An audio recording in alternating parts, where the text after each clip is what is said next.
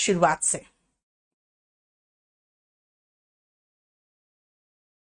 देखो, पहले 1 मिनट के लिए आप पहले देख लो, पहले 1 मिनट के लिए आप देख लो।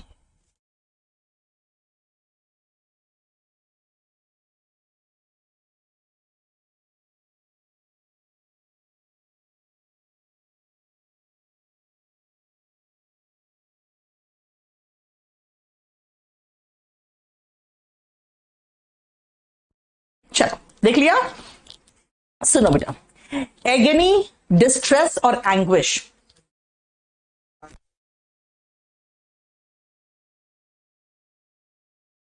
एगनी, डिस्ट्रेस और एंग्विश, ये 3 वर्ड ध्यान से। एंग्विश, डिस्ट्रेस, लगता है जैसे स्ट्रेस में हूं मैं, जब मैं अगर स्ट्रेस में रहूंगी तो मैं डिस्ट्रेस फील करूंगी, बहुत स्ट्रेस है इसीलिए बहुत टेंशन में, बहुत दुखी सा महसूस कर रही हूं। स्ट्रेस में आके आदमी डिस्ट्रेस फील करता है। आपको कोई पनिश करेगा तो आप एंग्विश्ड हो जाते हो। Punished, anguished. I was anguished when I was punished, है ना। I was in stress, that's why I was in distress. और अगर कोई आपकी लाइफ से चला गया तो एगनी फील करते हो, एगनाइज्ड फील करते हो। तो एगनी, स्ट्रेस एंड एंग्विश तीनों सिनोनिम है, तीनों नाउन है, जिसका मतलब है फिजिकल और mental suffering, pain, mental pain, यही तो है। देखो क्लियर, बताओ कोई प्रॉब्लम। प्रशांत मुझे ही व्हाट्सएप कर दो बेटा। चलो नेक्स्ट आप, फसाड। बेटा फैकेड नहीं कहते, सो कुछ लोग फैकेड कहते, फसाड। आप कोई होटल जाओगे या कोई जैसे देखते हो बैंक्वेट हॉल जाओगे, तो बैंक्वेट हॉल का है ना, सामने का जो वॉल रहेगा, या होटल का जो सामने का बाहर से जो सामने का वॉल रहेगा, वो बहुत सुंदर रहता है ना, कुछ उसका डिजाइन किया रहता है। वो उनका फसाड को बहुत सुंदर बना के रखता है, ताकि लोगों को वो अट्रैक्ट करे। और बेटा जब भी आप कोई होटल या कहीं पर कोई बैंक्वेट हॉल में आप चाहते हो शादी वगैरह का अरेंजमेंट करना, तो आप चाहते हो कि बाहर से बहुत सुंदर लगे, लोग कहे यार बहुत अच्छी जगह बुक किया है ना, तो उसका फसाड बहुत ब्यूटीफुल होना चाहिए। फसाड का मतलब the front wall of a large building that you see from the outside. मैंने क्या कहा, आप चाहते हो कि उसका फसाड बहुत ब्यूटीफुल लगे, है ना।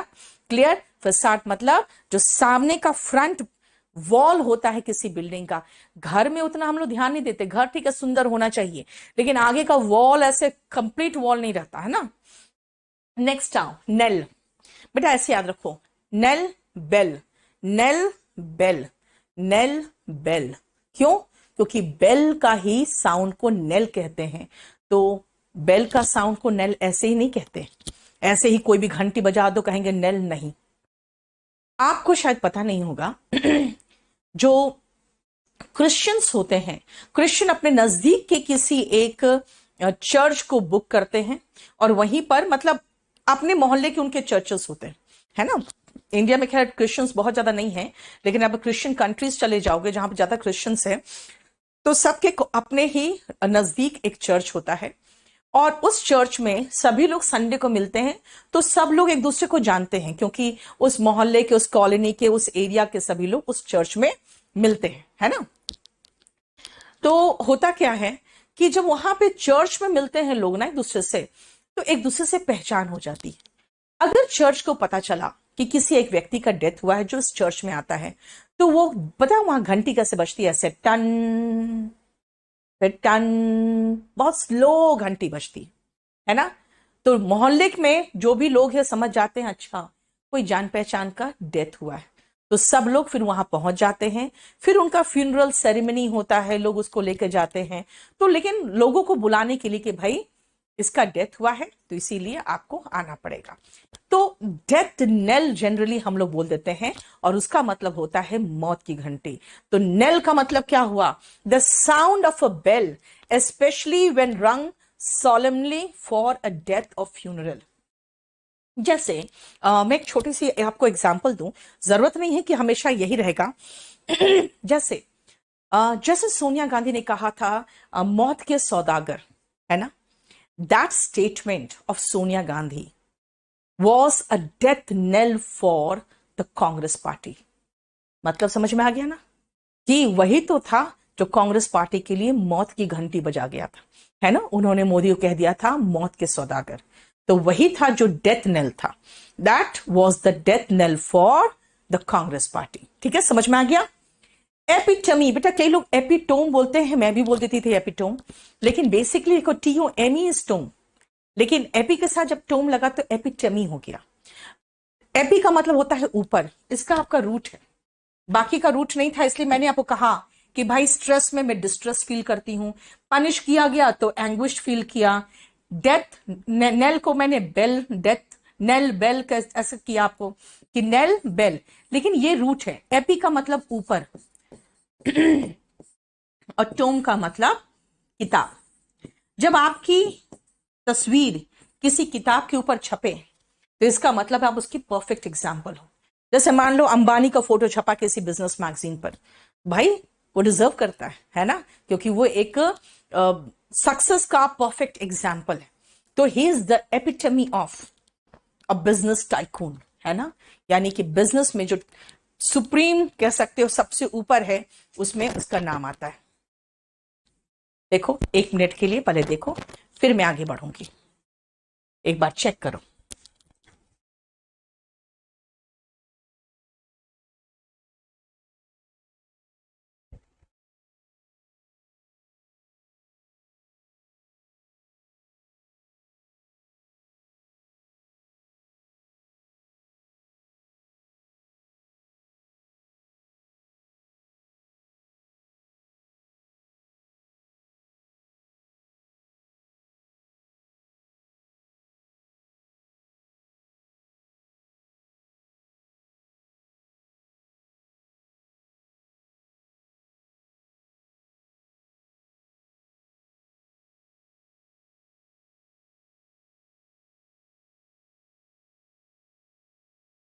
चलो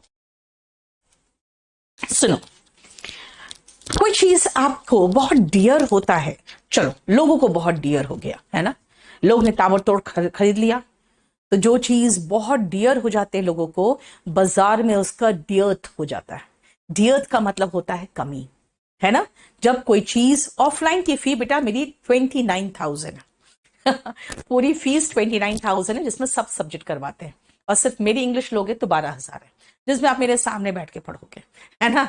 चलो अभी मुझे डिस्ट्रैक्ट मत करो दूसरी बातों में, ध्यान से सुनो। मैंने क्या कहा, अगर कोई चीज लोगों को बहुत डियर हो जाए तो पूरे बाजार से वो कम हो जाएगा, तो क्या हो जाएगा, उसका डियर्थ हो जाएगा। डियर्थ का मतलब होता है कमी होना, a lack of something. Synonym is scarcity, paucity, scarcity, paucity. Dearth का मीनिंग स्केर्सिटी, पॉसिटी, ठीक है। मोमेंट्री, ध्यान से सुनना बेटा, मोमेंट्री और मोमेंटस दोनों एडजेक्टिव है मोमेंट्री और मोमेंटस दोनों एडजेक्टिव है, लेकिन दोनों बिल्कुल डिफरेंट है। मोमेंट्री बना है मोमेंट से, मोमेंट्री बना है मोमेंट से। मोमेंट का मतलब क्षण, तो मोमेंट्री मतलब क्षणिक, क्षणिक का मतलब कुछ पलों के लिए। एग्जाम्पल, और सॉरी इसका सिनोनिम याद रखना, बहुत अच्छे सिनोनिम है इसके। Lasting for a very short time, तो मीनिंग बता दिया। Transient, ephemeral, evanescent, fleeting, ephemeral, evanescent, fleeting, ephemeral, evanescent, fleeting और transient। transient देखो, मैंने कहा मोमेंट का मतलब होता है क्षण, तो मोमेंटस मतलब क्षणिक, मोमेंटस, एफेमेरल, एवानेसेंट, फ्लीटिंग, ट्रांसिएंट, चार इसका सिनोनिम है, जिसका मतलब होता है क्षणिक। अगर इसका एंटोनिम देखोगे तो एवरलास्टिंग होगा ठीक है ना।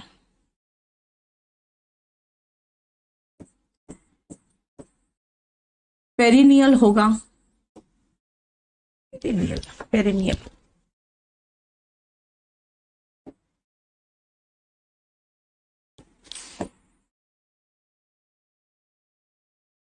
ठीक है।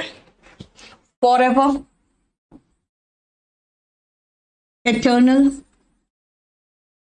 मतलब हमेशा के लिए। इसका एंटोनिम क्रॉस साइन बताता है, एंटोनिम इसका ऑपोजिट देखो।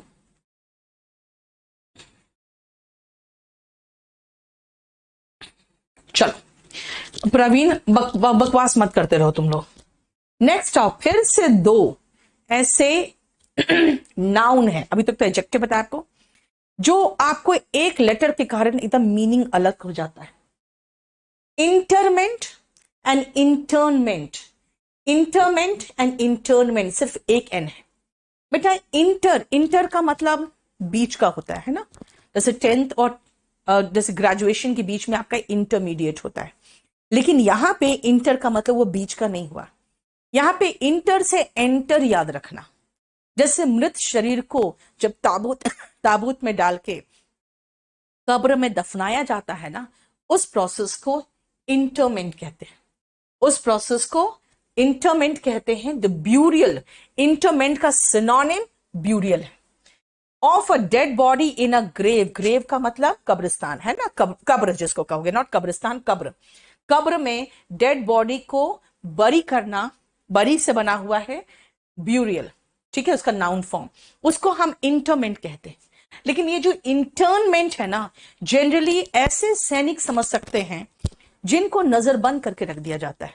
अब होता क्या है, अगर कोई सैनिक पकड़ा गया, उसको अगर कोर्ट में पेश किया जाए और प्रॉपर तरीके से कस्टडी में लिया जाए, तो होता क्या है कि दूसरे जो देश, दुश्मन देश होते हैं, उनको पता चल जाता है कि ये सैनिक पकड़ा गया, तो वो क्या करते हैं ना, वो इंटर्नमेंट कर लेते हैं, यानी कि नजर बंद कर लेते हैं, पता ही नहीं चलता कि कहां गया वो। दैट मीन्स इम्प्रिजनमेंट और कैप्टिविटी, ये तो मैंने ऐसे सिनोनिम बता दिया, लेकिन बेसिकली इंटर्नमेंट का मतलब होता है नजर बंद कर देना, किसी को पता नहीं चल रहा है कि वो वहां पे कैद है। लेकिन सिनोनिम देखो, चलो बेटा करेक्ट फॉर्म ऑफ वर्ब्स आप तब जानोगे जब टेंस पढ़ोगे, तो अभी फॉर्म्स ऑफ वर्ब्स याद करते रहो बस। नेक्स्ट आओ इनफ्यूरिएट। बेटा देखो ध्यान से, इनफ्यूरिएट में आप एक वर्ड बीच में ही समाया हुआ है, and that is called fury. Fury का मतलब होता है गुस्सा, तो इनफ्यूरिएट का मतलब हुआ गुस्सा दिलाना। वर्ब है ना, फ्यूरी से बना है वर्ड इनफ्यूरिएट, मतलब गुस्सा दिलाना। To make someone very angry, enrage है ना, इंस्टिगेट, भड़काना, इंस्टिगेट, किसी को गुस्सा दिलाना, ठीक है, जिसको रेज का मतलब ही गुस्सा होता है। ये जो वर्ड रेज है ना, इसका भी मतलब गुस्सा होता है, तो एनरेज का मतलब ही गुस्सा दिलाना हो गया। इंस्टिगेट का मतलब होता है भड़काना, ठीक है। देखो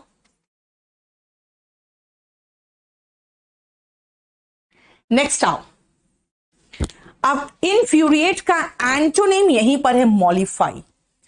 अगर कोई आपको इंस्टिगेट करने की कोशिश करता है तो आपके पेरेंट्स कहते हैं यार चुप हो जाओ, कोई बात नहीं, क्या मतलब क्या करना चाहते हैं वो, मॉलिफाई करते हैं आपको।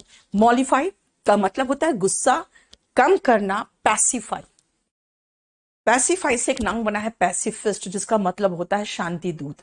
तो mollify, pacify. Antonym instigate, infuriate, enrage. देखो गुस्सा भड़काना, किसी का गुस्सा दिलाना, एनरेज, इन्फ्यूरिएट एंड इंस्टिगेट। शांत करना, पैसिफाई, मॉलिफाई। देखो ठीक है। नेक्स्ट आओ वेंडेटा। लंबे लंबे समय तक दुश्मनी चल रहा है तो चल रहा है ना, क़यामत से क़यामत तक। देख लो, हाँ, आमिर खान की फर्स्ट मूवी थी, है ना, पहली मूवी उसकी आई तो मैं स्कूल में थी, उसको देख के उससे प्यार हो गया था मुझे। क़यामत से क़यामत तक पिक्चर देखे हो? उसमें वेंडेटा दिखाया है कि पुराने जमाने में इसके फैमिली का उसके फैमिली के साथ किसी वही चक्कर था लड़का लड़की का, तो उस लड़के ने शादी करने से मना कर दिया, लड़की ने सुसाइड कर लिया। तो फिर जब वो दुल्हा बन के जा रहा था तो आमिर खान के फादर ने, उसके फादर नहीं, गोली मार दी थी, ठीक है, उस लड़के को जो दुल्हा बन के जा रहा था। फिर उसके फैमिली की लड़की और आमिर खान के बीच में प्यार हो जाता है, वही था क़यामत से क़यामत तक, ठीक है। उसमें क्या था, मैंने क्या कहा कि आमिर खान के फादर की बहन सुसाइड की थी, और फिर आमिर खान उसका बेटा था, यानी एक जनरेशन से दूसरा जनरेशन तक दुश्मनी था, है ना। That is called vendetta. Vendetta मतलब long drawn feud. Long drawn मतलब जो लंबे समय तक चलता है, राइट। दूसरा एग्जाम्पल आपको देते हैं मायावती और मुलायम सिंह का, है ना। बहुत लंबे समय से दोनों के बीच में दुश्मनी चल रही है।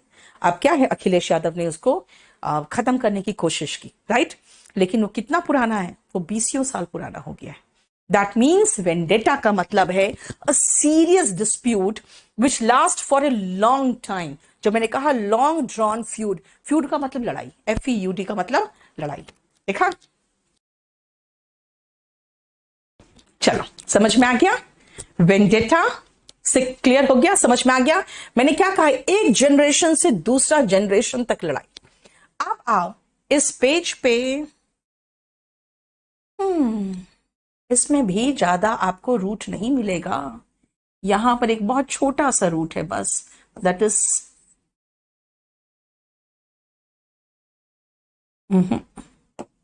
रहने दो, वो भी यहां नहीं लागू हो रहा है। इसमें भी कोई रूट नहीं है। चलो पढ़ो, एक बार रीड करो।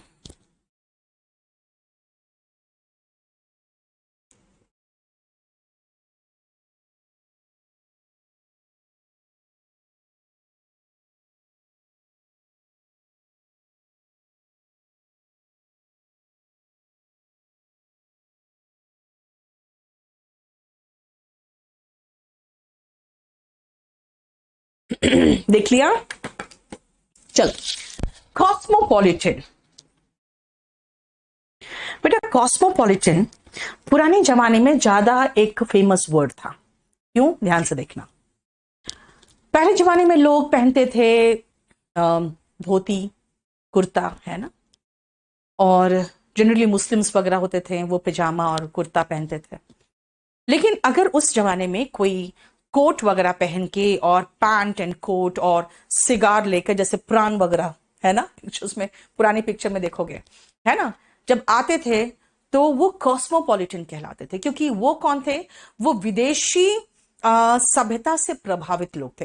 पहले टेलीविजन नहीं था, पहले ऐसे मूवीज आपको, इंग्लिश मूवीज अवेलेबल नहीं थे इंडिया में, तो इतना ज्यादा प्रभाव नहीं था। आजकल क्या है, कोई फैशन वेस्ट में आया तो हम लोग इंडियंस को, एशियंस को पता चल जाता है कि ये फैशन चल रहा है, क्योंकि इतना जल्दी एक दूसरे के साथ हम लोग रीच इतना फास्ट हो गया। पहले जो विदेशी यात्रा कर चुके होते थे वही कोट और पैंट यहां पहनते थे और पैंट शर्ट पहनते थे। तो ऐसे लोग थोड़ा अलग हट के दिखते थे, इसीलिए कॉस्मोपॉलिटन कहलाते थे, influenced by the culture of other countries too. ठीक है, लेकिन उसके बाद हुआ यार, यहां तो सभी लोग पहनने लगे कोट पैंट पैंट शर्ट। फिर कॉस्मोपॉलिटन का मतलब क्या हुआ, कुछ नहीं हुआ, है ना। सब लोग पैंट शर्ट ही पहन रहे, कौन पहन रहा है धोती और कुर्ता, है ना। सिर्फ आप देखो कि आपने किसी फेस्टिवल में पहनते हो इस तरह का ड्रेस। तो फिर कॉस्मोपॉलिटन का मतलब ही खत्म हो गया। तो कुछ लोगों ने कहा नहीं, जिनके पास सभी देशों के one who can freely move to any country, ऐसा कोई नहीं हो सकता। You can not freely move to any country, you need passport and visa and all, ठीक है। फिर ये भी खत्म हो गया। लेकिन ये भी मीनिंग में इंक्लूडेड हो गया कई बार कि one who is citizen of the whole world. इसमें भी एक मीनिंग आ गया, citizen of the whole world, यानी पूरी दुनिया का निवासी। लेकिन फिर कहा गया या पूरी दुनिया का निवासी कोई नहीं हो सकता, आप एक ही कंट्री के निवासी हो सकते हो। लेकिन ये भी मीनिंग में इंक्लूडेड हो गया। तो फिर कॉस्मोपॉलिटन है क्यों भाई। आप अगर चाइना जाओगे तो वहां का खाना देख के भड़क जाएगा मन आपका। जापान जाओगे समझ में आएगा खाए क्या, है ना। तो अल्टीमेटली क्या होता है कि ऐसे लोग जो दुनिया के किसी कोने में चले जाए, वहां का खाना, वहां का क्लाइमेट और वहां के रहन सहन से उनको जरा सा भी परेशानी नहीं हो, यानी one who feels at home everywhere. At home मतलब comfortable, one who feels comfortable everywhere is called cosmopolitan. देखो, ठीक है। And cosmo has come from the word cosmic. Cosmic का मतलब होता है जो पूरा कंप्लीट बाहर के, इसलिए ना कॉस्मोनॉट बोल देते हैं, एस्ट्रोनॉट कॉस्मोनॉट, समझते हो ना, बाहर से रिलेटेड। यूबिक्विटस, सार्वभौमिक। सार्वभौमिक मतलब यूनिवर्सल, सब जगह मौजूद। Universal, very common. जैसे कहेंगे करप्शन, यार करप्शन कौन फिनिश कर पाएगा? It is a ubiquitous problem, यानी कि यूनिवर्सल प्रॉब्लम है। किसी देश में पहुंच जाओ आपको करप्शन दिखेगा ही दिखेगा। कॉर्पुलेंट एंड रॉटेंट दोनों का सेम मीनिंग है, मोटा। ठीक है, मोटा is corpulent, rotund, fat, round body, है ना, चर्बी टाइप। समझ में आ रहा है? दोनों का मतलब हुआ मोटा। अगर इसका उल्टा देखोगे तो थिन होगा, ठीक है ना, स्किनी होगा। एंटोनिम की बात करें तो बहुत पतला दुबला, थिन, स्किनी, स्टार्व्ड कह सकते हो। एक तो मोटा तगड़ा व्यक्ति हो गया, एक हो गया जिसको लग रहा है भूखमरी का शिकार है, स्टार्व्ड। देखो, क्लियर? हम्म।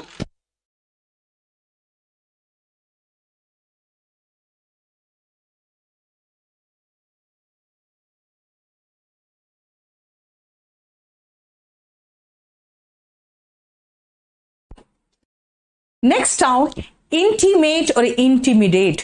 बेटा यहां पे सिर्फ दो शब्द, दो लेटर्स का अंतर है, लेकिन ध्यान से देखो, intimate is adjective and intimidate is verb.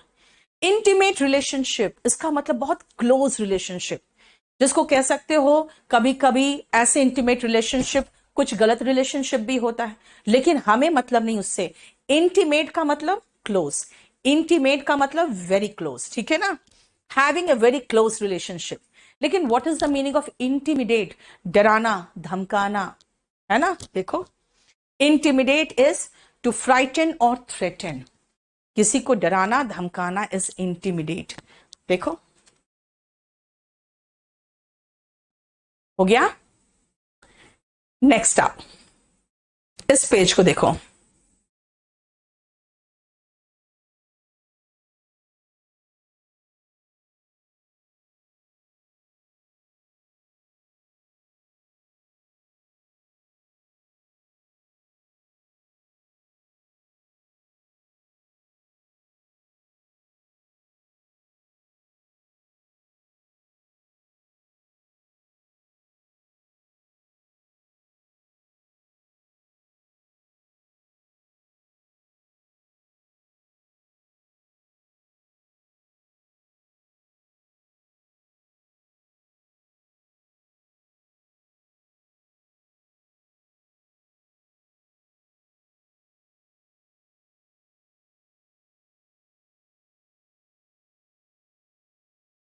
चलो गॉडी, ध्यान से सुनना।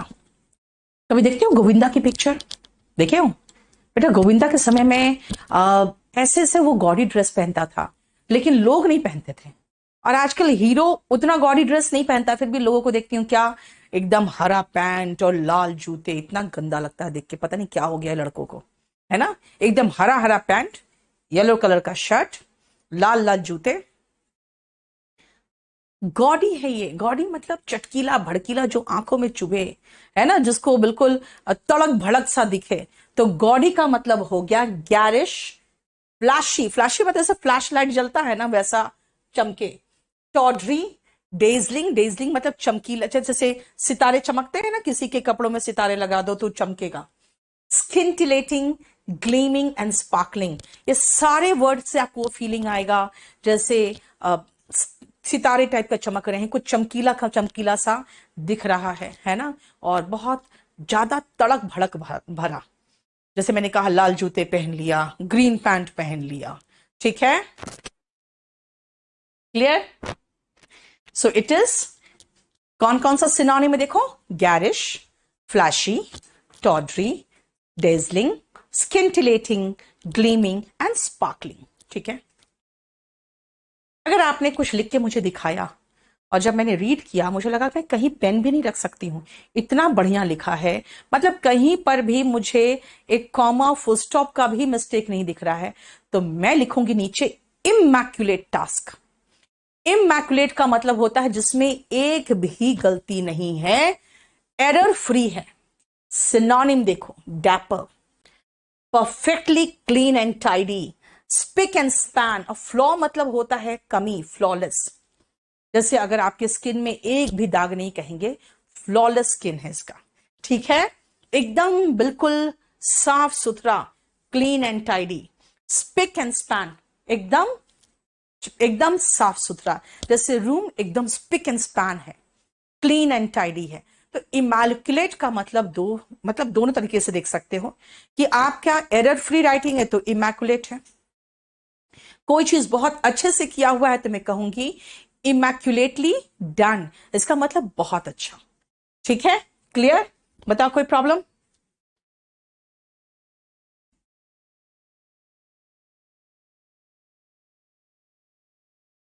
नेक्स्ट आओ, अगर कुछ लोग देखते हो कोई चीज, अरे कॉलेज में फंक्शन होने वाला है, फेस्ट होने वाला है, एकदम उसी पे भिड़ जाते हैं और हमेशा एकदम अपना पूरा पूरा एक महीना उसमें बर्बाद करते हैं। हम ये डांस करेंगे, हम वो करेंगे, ये करेंगे। कुछ स्टूडेंट्स देखना, उससे कोई मतलब नहीं है, वहां फंक्शन चल रहा है, क्या हो रहा है मतलब नहीं, वो अपना कॉलेज आएंगे, क्लास करेंगे, चले जाएंगे। अगर कॉलेज में क्लास नहीं है तो चुपचाप से हॉस्टल जाके पढ़ते हैं। They really are nonchalant about all such fests. Exam वही पास करते हैं ठीक नंबर से। So what is the meaning of nonchalant? Not feeling और शोइंग इंटरेस्ट और एक्साइटमेंट अबाउट समथिंग। लेकिन कई बार ऐसा होता है कि आप देश की जो राजनीति है जिसमें हमें इंटरेस्ट लेना चाहिए, देश में जो चल रहा है उसमें इंटरेस्ट लेना चाहिए, यार अपना ही कमाने खाने से फुर्सत नहीं है मुझे, I am least bothered. That means I am nonchalant about the problems of India. इसका मतलब होता है इनकंसिडरेट, कुछ कंसिडर नहीं करती हूं मैं। कंसिडर करने का मतलब समझते हो ना, कि उसके बारे में विचार करना। इनकंसिडरेट मतलब ही नहीं है। अनकंसर्न्ड, वही मतलब ही नहीं है। अनकंसर्न्ड, अगर अनकंसर्न देख रहे हो, इसका मतलब हो गया, एक और मीनिंग लिख सकते हो, इनडिफरेंट। और एंटोनिम में तो आप कंसिडरेट लिख ही सकते थे, कंसर्न्ड लिख ही सकते थे, है ना। सेंसिटिव, संवेदनशील। जो लोग संवेदनशील होते हैं वो लोग इसके बारे में सोचते हैं।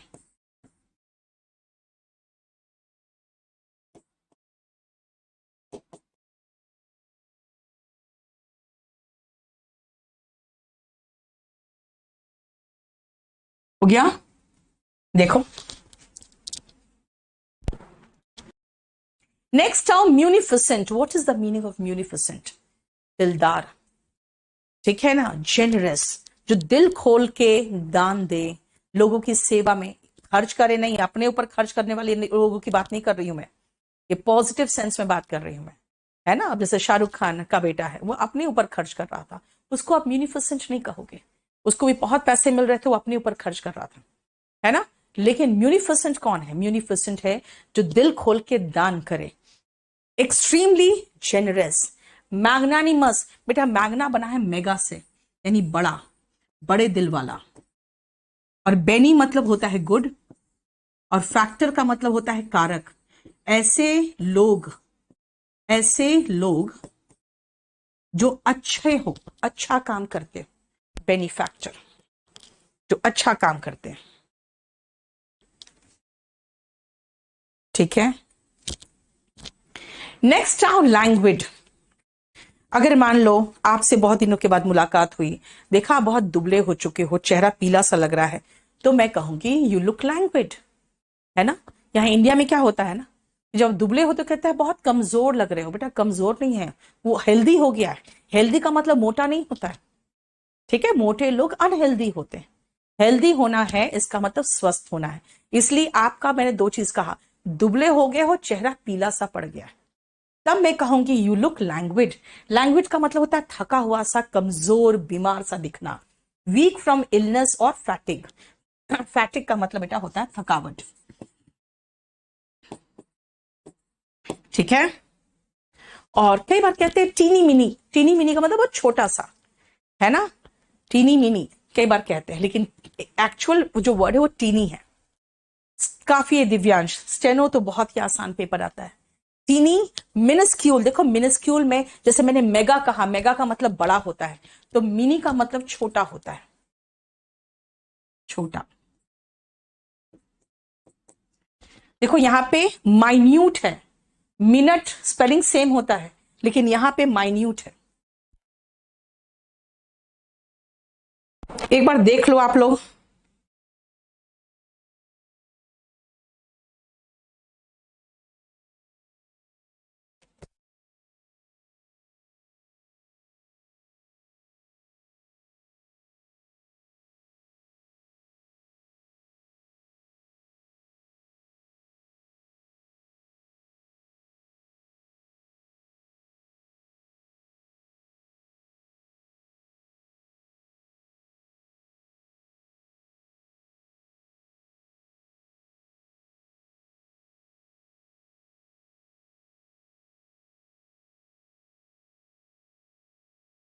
हो गया?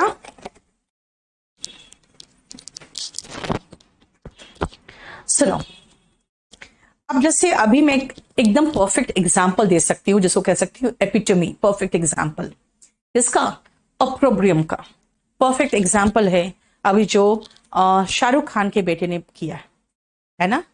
ही has cost opprobrium for his family. क्या है ये? आलोचना या किसी गलत कार्य से उत्पन्न सामाजिक अपमान। पूरा समाज में उसका अपमान हुआ है शाहरुख खान का, because of his son.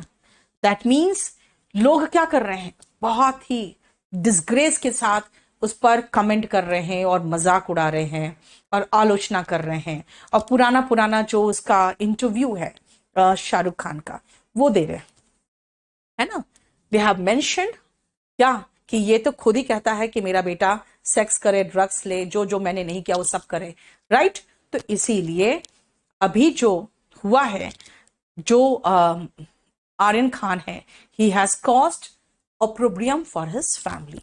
That means criticism, public disgrace arising from shameful conduct. Synonym देखो, vilification, censure and condemnation. Condemn का मतलब होता है किसी की निंदा करना, तो condemnation हुआ निंदा, ठीक है, क्लियर। ऋतु आप बहुत ज्यादा क्वेश्चन कर रहे हो और अननेसेसरी क्वेश्चन कर रहे हो। नेक्स्ट आओ, कैंटैंकरस। कुछ लोग होते हैं दिन में किच किच किच किच करते रहते हैं, लड़ते रहते हैं, झगड़ते रहते हैं, वो क्या है? कहोगे शी इज कैंटैंकरस, यानी झगड़ालू, लड़ाकू, किच किच करने वाले। ऐसा सिनोनिम क्या होगा बेटा? क्वारल से दो वर्ड देखेंगे आपको, क्यू यू ए से, क्यू यू से, quarrelsome and querulous. Quarrelsome, querulous, curmudgeon, grumpy and grouchy. चिक चिक करने वाले, हमेशा चिक चिक मचाने वाले। देखो क्लियर। 29 में रुक जाना। प्रिक्लूड, कुछ भी करने से पहले रोकना, मत करो ये काम, है ना। तो precluded, Shahrukh Khan did not preclude his son, कुछ करने या होने से रोकना, प्रिवेंट समथिंग फ्रॉम हैपनिंग और prevent someone from doing something. He did not preclude his son, उन्होंने नहीं रोका। प्रोडिजी, कुछ देखते हो बच्चों को, छोटा सा बच्चा है 6 साल का और कहेगा कि इसको दुनिया में सारे देश कहाँ है याद है, पूरा मैप याद है ना, किस सिटी, कौन से कंट्री का कौन सा कैपिटल है सब याद है, कौन सा कंट्री कहाँ पे वो याद है। तो भाई इतना छोटा बच्चा को सब कुछ पता है, इसका मतलब ये नॉर्मल चाइल्ड नहीं है। सो जो एक्सेप्शनली इंटेलिजेंट बच्चे होते हैं ना, उनको प्रोडिजी कहते हैं। क्या है? A child who is unusually good at something, किसी चीज में बहुत ही एकदम इतना सुपर इंटेलिजेंट होना जो कि पॉसिबल नहीं होता है, वैसे छोटे बच्चे को प्रोडिजी कहते हैं, ठीक है। अब सेप्टुजेनेरेरियन में आ जाओ और इसको मैं आपको समझा दूं। ये सारा आपको करा चुके थे उस दिन, है ना, लास्ट पेज में देखो जरा, इसमें आओ, आपको दिखेगा जेनरेरियन। बेटा ये जेनरेशन से बना है, ये बना है जेनरेशन से। और भी इसमें बहुत रूट आपको दिखेगा, सब में जनरेरियन है, हो गया जनरेशन से। ट्राई का मतलब 3 होता है। क्वाड्रिलैटरल में आप 4 साइड पढ़ते हो, है ना।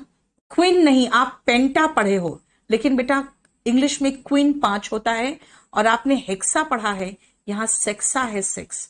बस ये दोनों अलग है, वरना सेप्टा आपने पढ़ा है 7। ऑक्टा मैथ्स में पढ़ते हो 8, नौना पढ़ते हो 9, और डेका पढ़ते हो 10, है ना। लेकिन यहां पे हमें पता है 10 डेका होता है, लेकिन जब 100 होता है उसको सेंचुरी कहते हैं, इसीलिए सेंटी से आ गया सेंचुरी यानी 100। और सुपर मतलब उसी से ऊपर हो गया। सुपर मतलब कोई चीज से ऊपर, यानी क्या चीज से ऊपर है, सेंटी से। तो सेंटी से ऊपर का मतलब हो गया 100 से ऊपर।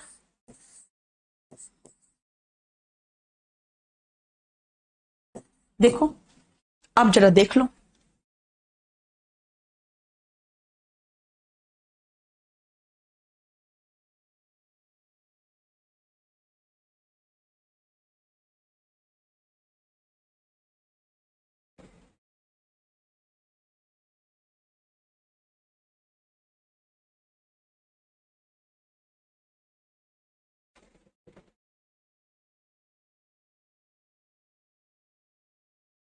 हो गया।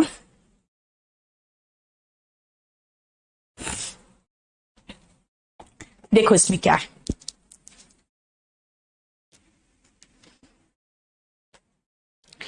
जेनेरियन का मतलब होता है 10 से 19 साल तक। विस्नेरियन का मतलब होता है 20 से 29 साल वाला, और उसके बाद तो आपको वो वर्ड ही समझ में आ जाएगा। ट्राई मतलब 30s में, ट्राई ट्रिसेनियन, क्वाड्री जनरेरियन 40 वाले में, यानी 40 से 49।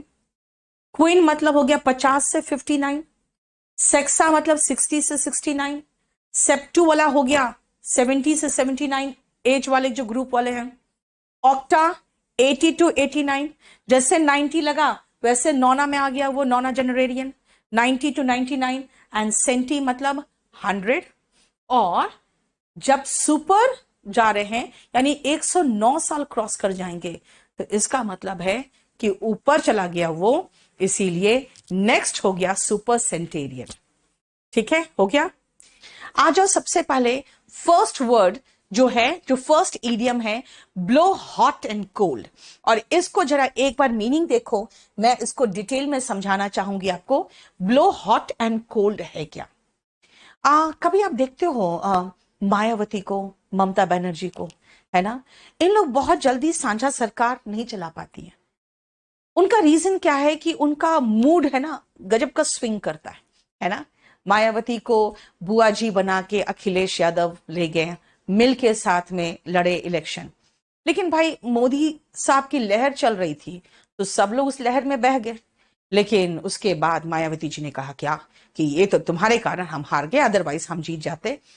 तो उन्होंने सारा ठिकरा फोड़ दिया अखिलेश यादव के सर। अखिलेश यादव कहे भाई ऐसे तो हम नहीं लड़ सकते, आई can not handle them, I can not handle the ministers of your this party. लेकिन बेसिकली उनका कहना था आई कैन नॉट हैंडल यू, है ना। मायावती को वो हैंडल नहीं कर सकते थे। Why? Because she blows hot and cold. What is the meaning of blow hot and cold? कभी नरम कभी गरम, समझ में आया? कभी नरम कभी गरम, यानी कि वो उसके मूड्स इतने चेंज होते, मूड ऐसे स्विंग करते हैं कि उसको हैंडल नहीं कर सकता कोई। ऑल्टरनेट बिटवीन टू मूड्स, समझ में आया? जो मैंने कहा ना ब्लो हॉट एंड कोल्ड, तो आप ऐसे याद रखो ना, कभी नरम कभी गरम, यानी कि उसके मूड स्विंग्स करते हैं, है ना। उसके मूड स्विंग्स से वो डर के उन्होंने कहा क्या, I can not handle her because she blows hot and cold. Hindi में बोला, यूपी में हिंदी में सब बोलते हैं, इंग्लिश में कोई नहीं बोलता, है ना। इसीलिए 32 अब समझ में आ गया होगा आपको। मैं किसी के साथ मिला के आपको समझाना चाहती हूँ बेटा, ताकि आप उसको कभी भी कोई एग्जाम्पल दू ना तो मिला के समझाऊंगी। नेक्स्ट आओ, हुक लाइन एंड सिंकर। बेटा इसमें सबसे पहले याद रखना, हुक लाइन एंड सिंकर में मैं आपको ये कहूंगी पूरी तरह से, और ये धोखा खाना जो है ना, इसको आप ब्रैकेट में कर दो, मैं आपको करके दे दूंगी। तो आपको ज्यादा अच्छा समझ में आएगा। क्योंकि अगर हुक लाइन एंड सिंकर आता है एग्जाम में तो जनरली आ जाता है पूरी तरह से, कंप्लीटली। लेकिन हुक लाइन एंड सिंकर में अगर देखा जाए तो जनरली क्या होता है ना, ट्रैप के रूप में इस्तेमाल होता है, पूरी तरह से फंस गए। कैसे बेटा? हुक लाइन, लाइन जो होता है ना, मछली को जो कांटा पकड़ते हैं ना, जो कांटे से, उसको लाइन कहते हैं, और उसमें एक हुक लगा रहता है जिसमें कुछ चारा लगाते हैं ताकि मछली को पकड़े। तो कहते हैं ना, मछली क्या होता है, उस झांसे में आ जाती है और जाके हुक में जो लगा हुआ है चारा उसको खाती है, फंस जाती है। तो इसलिए कहते हैं कि फंस जाना पूरी तरह से। इसीलिए कई बार खाली कंप्लीटली आता है, तो कंफ्यूज मत होना। इसका मतलब किसी गलत चीज में या किसी झांसे में फंस जाना, है ना। तो इसलिए हुक लाइन एंड सिंकर का मतलब होता है पूरी तरह से, लेकिन जनरली इसका मतलब होता है चीटेड, डिसीव्ड, फंस जाना, है ना। क्लियर? अगर आपको जैसे किसी ने ऑफर दिया कि मैं आपका 5,000 का आपको 20 दिन में 10,000 बना के दे दूंगा, और हमने उसे पैसा दे दिया, फिर मैं कहूंगी I was trapped hook line and sinker, है ना। I was hook line and sinker in his trap. इसका मतलब हुआ कि भाई मैं फंस गई पूरी तरह से। याद रखना, कंप्लीटली मतलब है, लेकिन किसी झांसे में, किसी धोखे में फंसना इज कंप्लीटली फंसना is hook line and sinker. ठीक है। कास्ट एस्पर्शन, कास्ट एस्पर्शन का मतलब होता है किसी के बारे में कुछ ऐसी टिप्पणी करना जो कठोर है, थोड़ा सा स्ट्रॉन्ग टिप्पणी है ना। टू से harsh and critical things about someone. मान लो किसी ने कुछ कहा कि भाई तुम तो ऐसे व्यक्ति हो, तुम तो गंदे व्यक्ति हो, पता नहीं तुम कहां कहां क्या क्या करते हो, है ना। अगर किसी ने आपको कह दिया तो आप क्या बोलोगे? कहोगे now you are casting aspersions on my character, you are casting aspersions on my character. इसका मतलब है कि तुम मेरे कैरेक्टर पर तुम क्या कर रहे हो? एक टिप्पणी कर रहे हो जो बहुत कठोर टिप्पणी है, और तुम सीधा का सीधा एक तरह से इल्जाम लगा रहे हो। तो कास्ट एस्पर्शन का मतलब होता है जैसे इल्जाम लगाना, इल्जाम लगाना। तो मैंने क्या कहा? You are casting aspersions on my character. समझ में आया? नेक्स्ट आओ पोएटिक जस्टिस। पोएटिक जस्टिस क्या होता है, ध्यान से सुनना। जनरली पोएम्स में दिखाएगा आपको क्या, गलत के साथ गलत, सही के साथ सही हुआ, अंत में हमेशा जस्टिस हो जाता है। किसी भी पोयम या कहानी में देखना, अंत में सब भला होता है। कभी भी ऐसा नहीं होता कि गलत आदमी बहुत खुशी खुशी मरता है ना। ऐसा ही जस्टिस आप चाहते हो ना, कि जो गलत है उसके साथ गलत हो, लेकिन जरूरी नहीं कि वो जिंदगी में हो, कहानियों में जरूर होता है, कहानियों में ऐसा जरूर होता है। सो पोएटिक जस्टिस का मतलब होता है अ सिचुएशन, यानी ऐसे हालात इन विच समथिंग बैड हैपेंस, जब कुछ गलत होता है, and you feel that this is what he deserved, और उसको महसूस होता है बिल्कुल सही हुआ। कभी कभी कुछ लोग किसी की मौत का मजाक उड़ाते हैं क्योंकि उनको उसके साथ कोई संवेदना नहीं होती। जैसे मैं आपको एक बताऊं, विकास दुबे जो जिसकी गाड़ी पलट गई थी और उसके बाद कहा कि वो भाग रहा था इसलिए उसको गोली मार दिया, तो बहुत लोगों ने कहा कि ये फर्जी एनकाउंटर है। फर्जी है कि नहीं हमें नहीं पता, लेकिन एक चीज है, किसी ने उसके साथ कोई सहानुभूति नहीं थी। उसके मीम्स बन रहे हैं कि मेरी तो गाड़ी ही पलट गई, मीम्स बन रहे हैं किसी की मौत पर। मतलब लोग मजे ले रहे थे because they felt that poetic justice has been done, है ना। जो जैसा मौत डिजर्व करता था वैसा उसके साथ हुआ। तो ये पोएटिक जस्टिस जो है बेटा, ये वॉल्यूम 1 का नहीं है, ये हमारा 16 नंबर जो शीट है जो मैं क्लास में करवाती हूं वो है। पोएटिक जस्टिस का मतलब जो जैसा डिजर्व करता था उसके साथ वैसा हुआ। Tip of the iceberg. आपने टाइटैनिक पिक्चर देखा है? टाइटैनिक पिक्चर में आपने देखा होगा कि वो आइसबर्ग से जहाज टकराता है, इतना बड़ा जहाज टूट जाता है, जबकि आइसबर्ग जो ऊपर से दिख रहा था वो काफी बड़ा दिख रहा था। जानते हो आइसबर्ग जितना ऊपर से रहता है ना बेटा, उसका 9 भाग नीचे से रहता है। आप कभी भी आइस को पानी पे डालना, आप देखना उसका थोड़ा सा भाग ही ऊपर तैरेगा, बाकी भाग तो पानी के अंदर ही रहेगा। ऐसा थोड़ी कि पानी के ऊपर आइस ऐसे से दिखता है, नहीं ना, पानी के अंदर ही रहता है ना, यानी थोड़ा सा भाग आइस का ऊपर दिखेगा, बाकी पूरा भाग तो नीचे ही रहेगा। इसका मतलब है आइसबर्ग जितना ऊपर दिखता है उसका 9 भाग नीचे रहता है। इसीलिए कुछ लोगों ने कहा कि भाई पता है 3000 केजी मिला है, ये ड्रग्स है ना, एक पोर्ट में 3000 केजी मिला है। बेटा वो तो एक बार बाई चांस गलती से पुलिस के हाथ आ गया और वो 3000 केजी था, है ना। That is only the tip of the iceberg. वैसे कितने कंटेनर्स आ रहे होंगे और कहां कहां से आ रहे होंगे आप थोड़ी जानते हो, है ना। तो टिप ऑफ द आइसबर्ग है। अगर आप कहोगे मैडम 3000 केजी पकड़ा गया है ड्रग्स, तो मैं कहूंगी that is only the tip of the iceberg, क्योंकि एक बार बाय चांस पुलिस के हाथ लग गया, but that is only the tip of the iceberg. हो गया। नेक्स्ट आओ, रैंक एंड फाइल। ओके, तो मैम किसी व्यक्ति ने कुछ बोला नहीं, सब लोग अपने अपने काम में लगे हुए हैं, इस पर तो बहुत हंगामा होना चाहिए था भाई। इतने इतने ड्रग्स हमारे देश में आएंगे तो इतने लोग मरेंगे, हमारे भी बच्चे इन्फेक्टेड होंगे। जैसे देखो शाहरुख खान का जो बेटा है वो भी ड्रग्स लेता हुआ पकड़ा गया है। मैं कहूंगी भाई ध्यान से सुनो, we are rank and file, we are busy in earning our livelihood.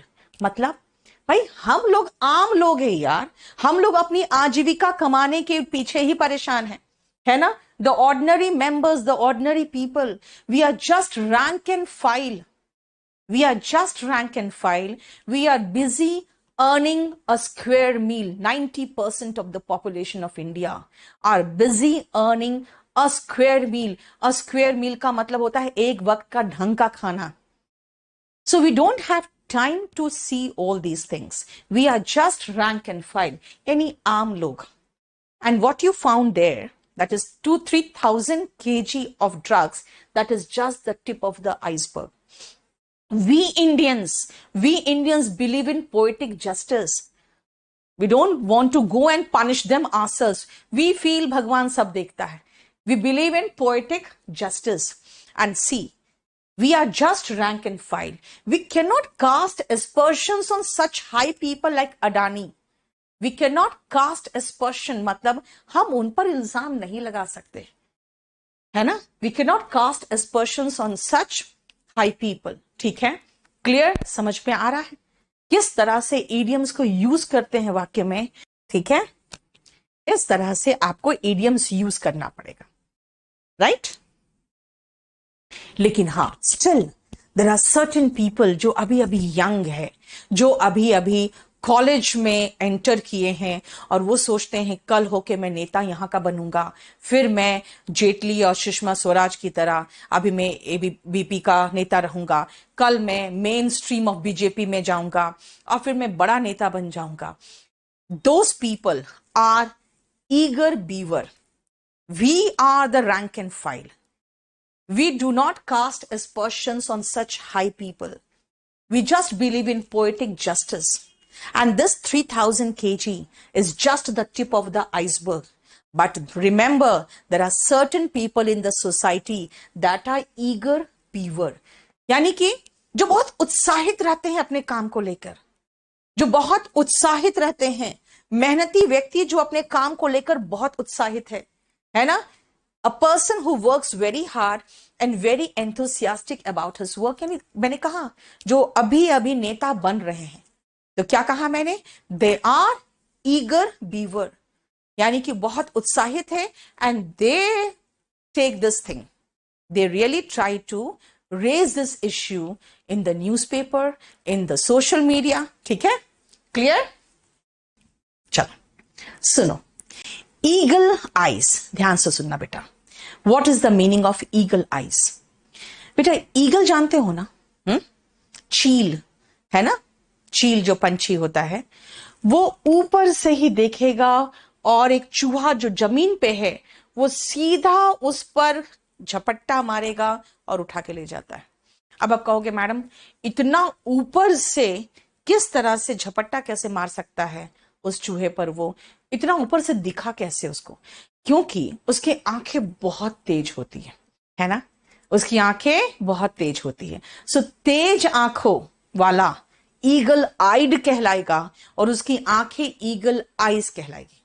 ठीक है, अ कीन एंड क्लोज वॉच यानी कि नजर बहुत तेज हो। तो बेटा मैं ये कह रही थी कि कॉम्बो बैच में मेरा जो इंग्लिश अगर ले चुके हो तो बाकी अगर लेना चाहते हो तो जल्दी ले लो, अदरवाइज क्या होता है ना कि अगर आप सब लेते हैं तो आपका जीएस फ्री हो जाता है, ये कह रही मैं। चलो सुनो ध्यान से, ईगल आइज का मैंने क्या बताया आपको, पैनी नजर, ईगल आइज। अपने मोहल्ले में देखते हो आंटीज को, है ना, कब जा रहे हो, कहां से आ रहे हो, किस दोस्त के साथ आ रहे हो, और अगर बाई चांस आपके साथ कोई लड़की हो तब तो फिर एकदम पैनी नजर। So the aunties of your colony have eagle eyes, remember, वो जीती जागती सीसीटीवी होती है। The aunties of your colony are have, not are, have eagle eyes, और आर लगाओगे तो ईगल आइड हो जाएगा, ठीक है ना, वैसे नजर वाली तो ईगल आइड मतलब जिसकी तेज नजरें होती हैं। ठीक है, क्लियर। नेक्स्ट आओ, bird eye view. Yes, 100 megapixel की आंखें होती, मैंने कहा ना, कब जा रहे हो, कहां से आ रहे हो, साथ में अगर कोई लड़की हो तब तो फिर एकदम कैमरा बिल्कुल आंखों का कैमरा ही क्लिक कर जाएगा। बर्ड आई व्यू, बेटा आप जानते हो, आप गूगल मैप जब खोलते हो, अपना मैप खोलते हो, तो आप एक चीज महसूस करते हो, आपके सारे गली वगैरह बहुत अच्छे से उसमें एक्सप्रेस्ड रहते हैं। वो कैसे हो जाते हैं? क्या वहां पे आके किसी ने वो गलियां देखा है क्या गूगल से आके कि कैसे कैसे कहां से कौन सा रास्ता है? नहीं, ऊपर से जो सैटेलाइट होते हैं ना, उनके बर्ड आई व्यूज से वो पूरा इलाके का मैप बन जाता है और वो गूगल के मैप में सेव्ड हो जाता है।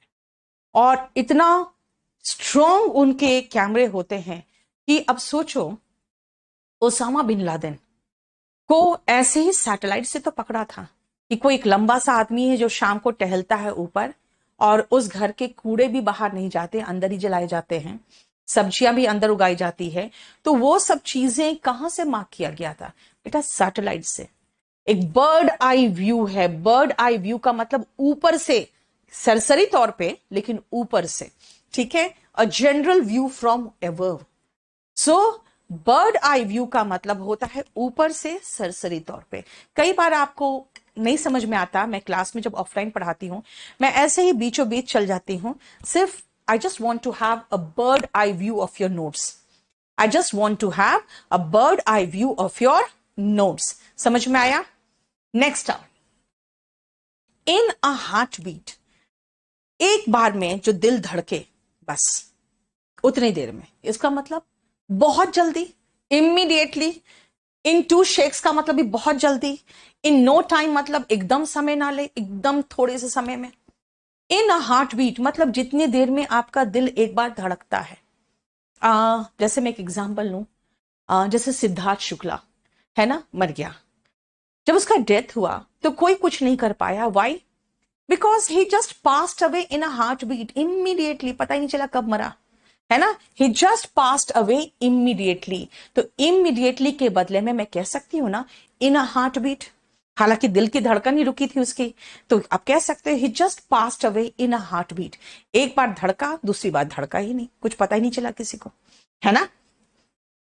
लेकिन आप लोग, मैंने देखा बहुत सारे लड़के, बहुत सारी लड़कियां, उन लोग बहुत ज्यादा ही बहुत गमगीन हो गए फॉर शहनाज, बहुत ज्यादा ही वो लोग को अफसोस हुआ शहनाज के लिए।